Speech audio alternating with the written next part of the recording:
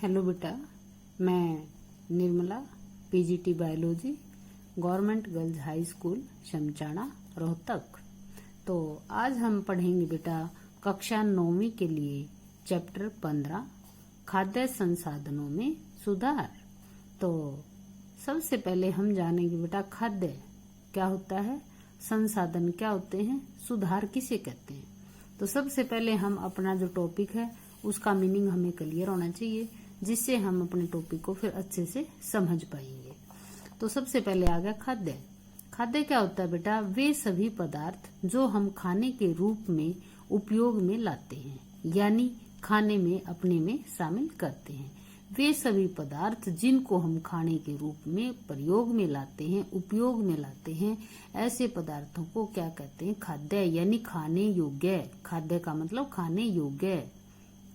तो संसाधनों में क्या आएगा, खाद्य संसाधन क्या होंगे बेटा, वे सभी साधन। कौन से? वे सभी साधन जिनसे हमारी खाने से यानी भोजन से संबंधित आवश्यकताओं की पूर्ति होती है।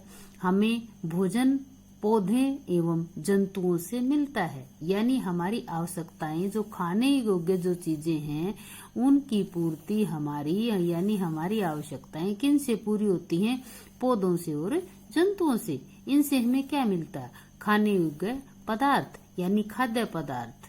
तो इसलिए हम इनको क्या कहेंगे, संसाधन। यानी हमारी आवश्यकताओं की पूर्ति जिनसे होती है उनको हम क्या कहते हैं, संसाधन। और खाद्य यानी खाने योग्य पदार्थ तो हमें किससे मिलते हैं, पौधों से मिलते हैं और कुछ हमें जंतुओं से मिलते हैं। ये दो हमारे स्रोत हैं जिनसे हमें खाने योग्य हमें पदार्थ मिलते हैं।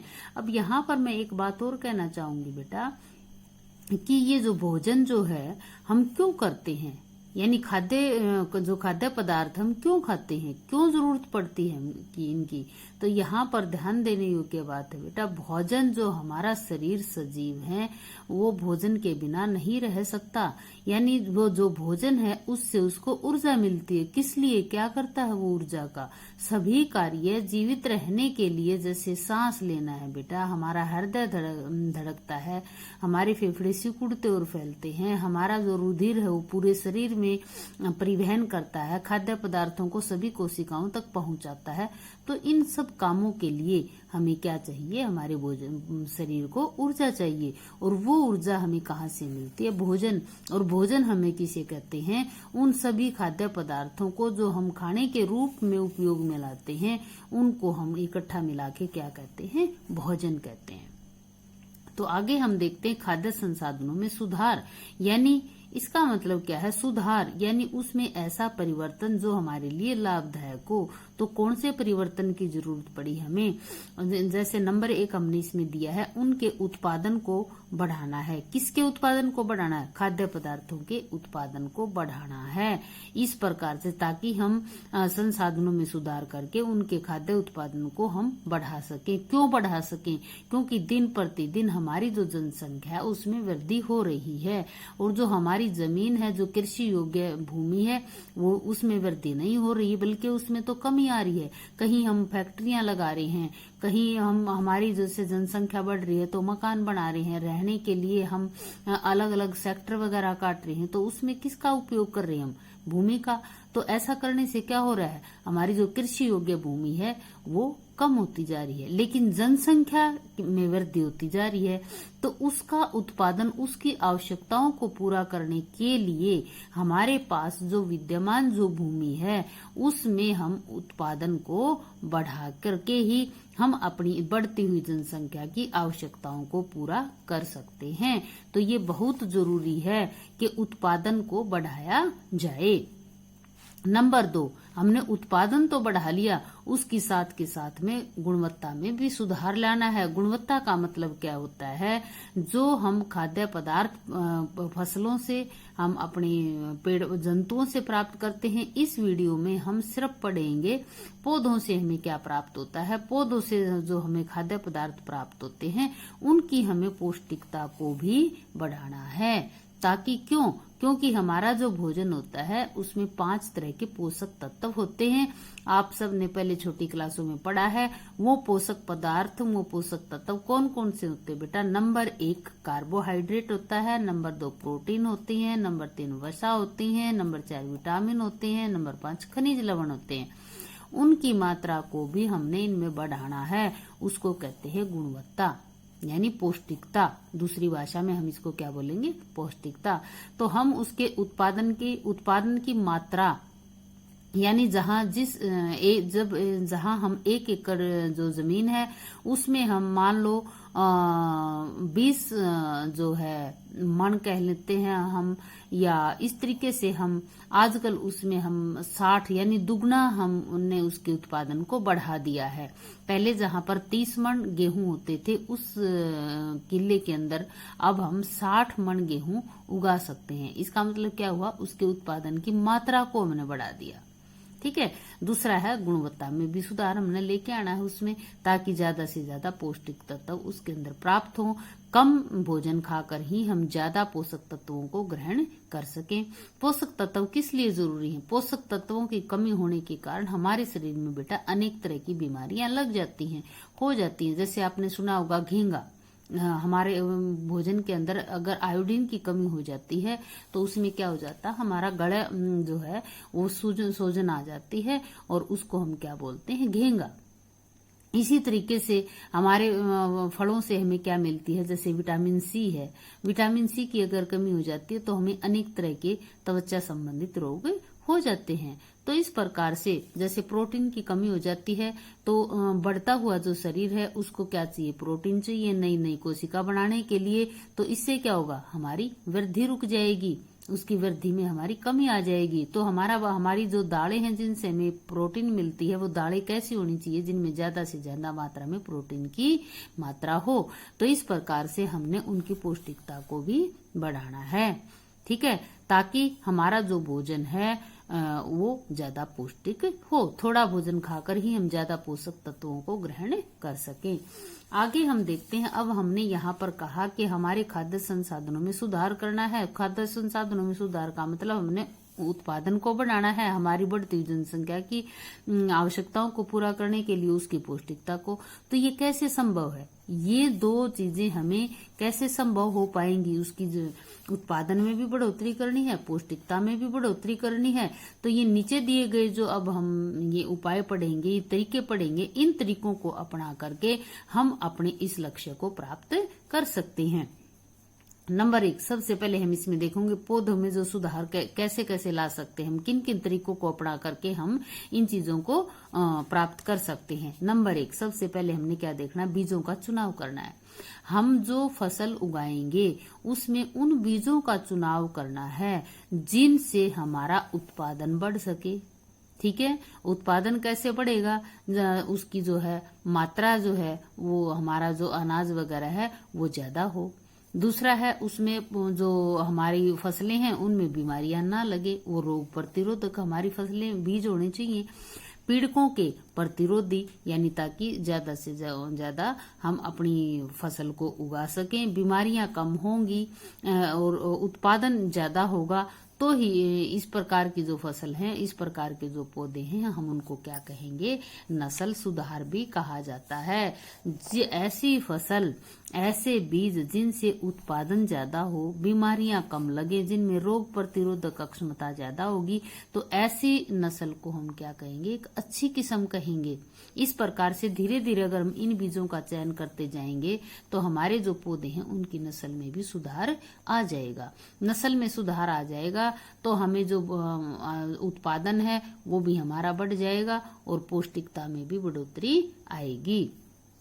अगला जो है हमारा हम क्या देखेंगे, क्या लेंगे? ऐसे संकरण का मतलब क्या होता है? विभिन्न आनुवांशिक गुणों वाले पौधे लेंगे हम। ठीक है, आनुवांशिकता क्या होती है बेटा? जो एक पीढ़ी से दूसरी पीढ़ी तक गुणों का जो वहन होता है उसको हम क्या कहते हैं, आनुवांशिक गुण, जो एक पीढ़ी से दूसरी पीढ़ी में जाते हैं। जैसे आपने देखा होगा हमारे बहुत सारे गुण हमारे मम्मी पापा से मिलते हैं। ऐसे ही जो पौधे हम उगाते हैं उनसे जो हमें बीज प्राप्त होता है, फिर उनसे जो हम फसल उगाते हैं वो पहले वाली जो फसल होती है उसके गुण भी उसी तरह के होते हैं। तो इन गुणों को हम क्या कहते हैं, आनुवांशिक गुण। तो हमने क्या करना है, अब यहाँ पर हम क्या देखेंगे, हमारे पास एक फसल तो ऐसी है जिसके गुण, जैसे अब हम यहाँ पर देखते हैं, जैसे हमारे पास देसी गाय है, या हम लेंगे हमारा देसी बाजरा है, दूसरा हमारे पास विदेशी बाजरा है, तो हम क्या करवाएंगे, उनका संकरण करवा देंगे। तो उसके बाद जो हमारी फसल होगी ना, उस जिसको हम हाइब्रिड भी बोलते हैं। आपको हो गया, आपने कैसा बाजरा बो रखा है, हाइब्रिड। आपका ईख कैसा है, हाइब्रिड। उसका हाइब्रिड का मतलब क्या होता है, दो विभिन्न आनुवांशिक गुणों वाले पौधों में संकरण करवाया जाता है, और ऐसा करके हम एक अच्छी किस्म की फल या सब्जियां प्राप्त कर सकते हैं। इनको हाइब्रिड भी कहते हैं बेटा। इसमें क्या लिया जाता है, एक विज्ञान की शाखा होती है जो विभिन्न प्रकार के गुणों को, ऐच्छिक गुणों को हम उनके अंदर धारण कर सकते हैं और अवांछित गुणों को उनमें से हटा सकते हैं। तो आनुवांशिक गुणों वाले पौधों को लेकर के हम उनका संकरण करवा देंगे। उनको हम ऐसा करके हम अच्छी किस्म के फल और सब्जियां प्राप्त कर सकते हैं। अच्छी किस्म का मतलब क्या होता है, यहाँ पर उत्पादन जिसमें ज्यादा हो और बीमारियां जिसमें कम हो, तो ऐसी किस्म को हम क्या कहेंगे, अच्छी किस्म कहेंगे। तो इस तरीके से हम एक अच्छी किस्म, यानी जिसमें उत्पादन ज्यादा हो, पौष्टिकता ज्यादा हो, इस तरह के पौधे तैयार कर सकते हैं। इसके बाद आता है अच्छी खाद का उपयोग भी उत्पादन को बढ़ाता है। हम क्या करेंगे, अच्छी खाद यानी ऐसी खाद जो हमारी जमीन को खराब ना करे, पौष्टिकता यानी उर्वरता को बनाए रखे। ठीक है, ऐसा करने के लिए हम इसमें क्या करेंगे, जैसे हम हरी खाद डाल देंगे, हम कंपोस्ट खाद डाल देंगे, केचुआ खाद डाल देंगे। कंपोस्ट खाद कैसी होती है, जिस केचुए वगैरह जो सूक्ष्म जीवों के द्वारा बनाई जाती है, ऐसी खाद को हम क्या कहेंगे, कंपोस्ट खाद। और एक होती है केचुआ खाद, दूसरी होती है हरी खाद। इस तरह की जो खाद अगर हम अपनी भूमि के अंदर डालेंगे तो ऐसा करने से हमारी जो मिट्टी है उसकी उपजाऊ शक्ति बनी रहेगी। दूसरा उसमें क्या होता है, जो हवा का संचरण है वो उसमें आसानी से हो पाएगा, जो मिट्टी है वो पानी का अवशोषण अच्छे से कर पाएगी। ये सभी चीजें अच्छे से किसके कारण होंगी, जब हम उसके अंदर अच्छी खाद डालेंगे। खाद भी हमारे पास दो तरह की होती है, जैसे नंबर 1 है उर्वरक, नंबर 2 है खाद। उर्वरक कौन सी होती है, वह खाद जो रसायनों के उपयोग से, विभिन्न रसायनों का उपयोग करके फैक्ट्रियों के अंदर जो तैयार की जाती है, जो कट्टों के अंदर, जो बोरों के अंदर पैक होके आती है, वह जो खाद है वो उर्वरक खाद कहलाती है। वो कृत्रिम रूप से बनाई जाती है। इस खाद में ये कौन सी खाद है, जो जीवों के अपशिष्टों से, जीव अवशेषों से जो प्राप्त होती है, जैसे गोबर की खाद है। हरी खाद है, जो फसल होती है हरी चौड़े पत्तों वाली, कुछ फसल उगा के उसको बीच में ही उसको काट दिया जाता है और उसकी खाद बना मिट्टी के अंदर दबा दिया जाता है। ऐसी खाद को क्या कहते हैं, हरी खाद कहते हैं। फिर क्या होता है, जो जीवांशम होते हैं, जीवों के अपशिष्ट होते हैं, जैसे पेड़ों के पत्ते हैं और जो गाय भैंस है उनका गोबर है, सब्जियों के छिलके वगैरह हैं, ऐसी चीजें जो अपघटनीय होती हैं उनसे भी सूक्ष्म जीवों के द्वारा उसको भी खाद में परिवर्तित कर दिया जाता है। तो इसी प्रकार से जैसे केंचुए होते हैं उनसे भी हम जीवांशुओं की सहायता, जीवांशुओं को हम खाद के रूप में परिवर्तित करवा सकते हैं। ऐसी खाद को केंचुआ खाद कहते हैं। ये जो उर्वरक होती है इसके कारण हमारी जो मिट्टी होती है वो खराब हो जाती है, उसकी जल अवशोषण अक्षमता कम हो जाती है, वायु का संचार मिट्टी में कम हो जाता है और पोषक तत्वों की कमी आ जाती है। लेकिन यहाँ पर जो ये खाद जो हम तैयार करते हैं ये खाद बहुत अच्छी होती है, इससे थोड़ी मात्रा में ही काम चल जाता है और इस खाद को हमें ज्यादा मात्रा में प्रयोग में लाना पड़ता है। लेकिन ये खाद क्या होती है, ऐसा इस खाद का उपयोग करने से हमारी जो मिट्टी है उसकी गुणवत्ता में कोई कमी नहीं आती, जो पोषक तत्व होते हैं वो बने रहते हैं, पोषकता यानी उर्वरता जो है हमारी मिट्टी की बनी रहती है। दूसरा उसमें क्या होता है, वायु संचार अच्छे से होता है। तीसरा उसमें क्या होता है, पानी जो है अवशोषित करने की उसकी क्षमता अच्छी बनी रहती है। कैसे, किसके कारण, खाद का उपयोग करने के कारण। तो इसलिए यहाँ पर अच्छा क्या रहेगा, हम उर्वरक और खाद में से अगर हमने चुनना पड़े तो हम किसको डालेंगे, खाद का उपयोग करेंगे।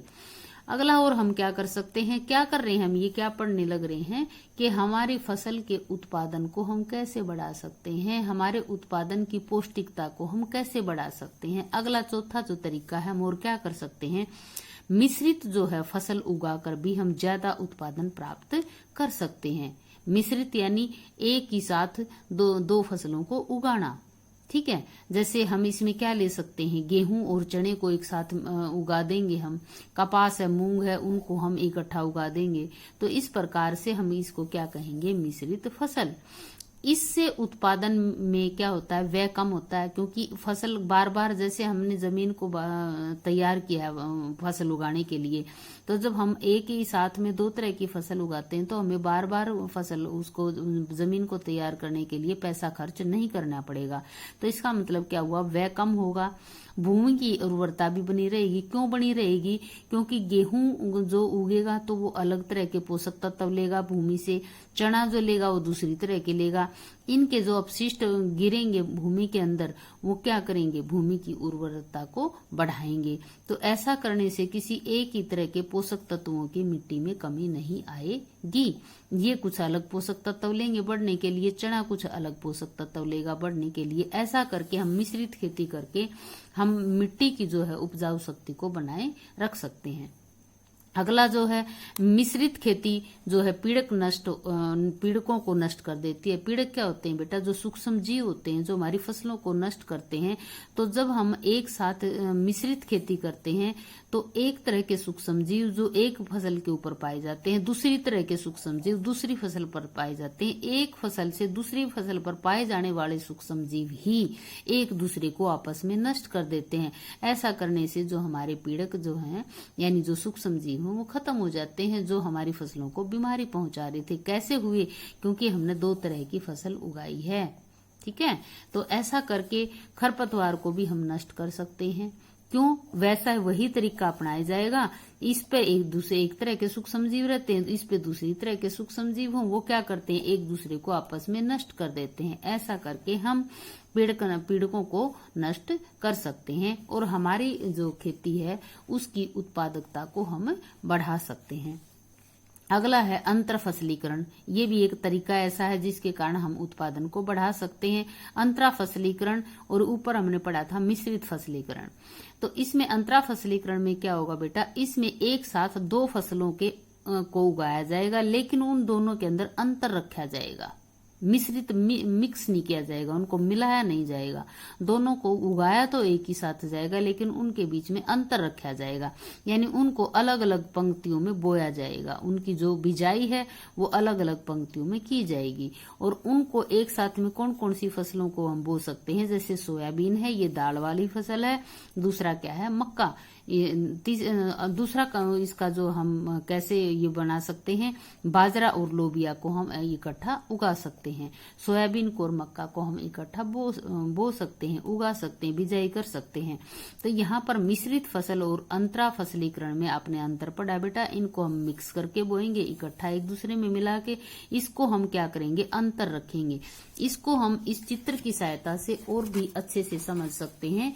इसमें मैंने समझाया दिया है मिश्रित फसल या खेती किसको कहेंगे। इसमें इस तरीके से, जैसे एक प्रकार का ये पौधा है, दूसरी प्रकार का ये फसल है, ये आपस में एक दूसरे के साथ मिक्स हैं, अलग अलग नहीं हैं। ये यहाँ दूसरी प्रकार का है, ये दूसरी प्रकार का है, ये फिर इस प्रकार का है। तो इस प्रकार से अलग अलग दो तरह के पौधे हमने उगाए हैं यहाँ पर। जैसे एक हमने चना ले लिया, एक हमने इसमें क्या ले लिया, गेहूं ले लिया। तो इस प्रकार से उनको मिश्रित कर दिया, अलग अलग लाइनों में हमने नहीं किया है। इसमें और कौन क्या क्या ले सकते हैं, हम गेहूं के साथ सरसों भी उगा सकते हैं, बाजरे के साथ मूंग उगा सकते हैं, गेहूं के साथ चना ले सकते हैं, जौ के साथ हम चना भी उगा सकते हैं। इनकी आपस में हम मिश्रित खेती कर सकते हैं। मिश्रित खेती में ध्यान रहे, एक जो फसल होती है वो दाल वाली होनी चाहिए। जिससे क्या होती है, फसल के जो मिट्टी है उसकी उपजाऊ शक्ति बनी रहती है। अगला जो हमने अंतरा फसलीकरण जो दिया है बेटा, इसमें और इसमें क्या अंतर है, देखो इसमें एक तरह के पौधे एक लाइन में उगाए हैं, हमने बिजाई की है। दूसरी तरह के जो पौधे हैं वो दूसरी लाइन में इसमें बिजाई की है, यानी एक और दूसरी फसल के बीच में हमने अंतर रखा है। यहाँ क्या था, मिक्स था, और यहाँ पर एक लाइन में एक तरह का बीज उगाया है, दूसरी लाइन में दूसरी तरह का बीज उगाया। इस तरीके से फसल उगाने को हम क्या कहते हैं, अंतरा फसलीकरण। दो फसलों में हमने अंतर रखा है। अब तीसरी लाइन यहाँ पर किसकी होगी, इसकी होगी। अगली चौथी लाइन किसकी होगी, फिर इसकी होगी। ठीक है, तो यहाँ पर किस किस को हम ले सकते हैं, कौन कौन सी फसल उगा सकते हैं एक साथ में अंतरा फसलीकरण में, सोयाबीन और मक्का उगा सकते हैं, बाजरा और लोबिया उगा सकते हैं। तो मैं समझती हूँ आपने ये जो चित्र देखे हैं इनकी सहायता से आप मिश्रित फसल और अंतरा फसलीकरण में अच्छे से अंतर को समझ गए होंगे। तो आगे हम देखते हैं बेटा, और कैसे हम उत्पादन को बढ़ा सकते हैं फसल संरक्षण द्वारा, यानी फसलों को जीवाणुओं से, रोगों होने वाले रोगों से, फफूंदी से होने वाले रोगों से, कीटों तथा अन्य पीड़कों से भी हम बचा करके अपनी फसलों के उत्पादन को हम क्या कर सकते हैं, बढ़ा सकते हैं। अगला, जैसे हमने फसल तो बहुत उत्पादन तो हमारा बहुत अच्छे से हमने ज्यादा ले लिया है, लेकिन उसका फिर रख रखाव भी करना जरूरी है ताकि हम उसको पूर्ण रूप से उसका हम उपयोग कर सकें। अब जैसे अन्न का भंडारण सही तरीके से हमने करना होगा। जो हमने पैदावार बढ़ाई, हमने ज्यादा उत्पादन लिया, अब उसका जो प्रबंधन है वो भी जरूरी है। अन्न का भंडारण सही तरीके से करके अन्न खराब होने से बचाया जा सकता है। तो अन्न को ज्यादा उत्पादन का तभी फायदा होगा जब हम उसका भंडारण और उसका सही तरीके से हम उसका उपयोग करेंगे, तभी उसका उत्पादन बढ़ाने का हमारा फायदा होगा। यहाँ पर आप देखेंगे इतने तरीके अपना करके हमने क्या किया, अपनी जो फसल है उसके उत्पादन को बढ़ाया है, उसकी गुणवत्ता को हमने बढ़ाया है। तो यहाँ पर हम देखेंगे इन सब तरीकों को अपनाने से, कौन से तरीके जो ऊपर हमने अपनाए हैं, किस लिए अपनाए हैं, उत्पादन को बढ़ाने के लिए। किसके उत्पादन को, पौधों के उत्पादन को। जीव जंतुओं का उत्पादन मैं अगली वीडियो में बताऊंगी। इन सब तरीकों को अपनाने से कृषि पैदावार को तेजी से बढ़ाया गया। क्या बढ़ाया गया, उत्पादन को बढ़ाया गया।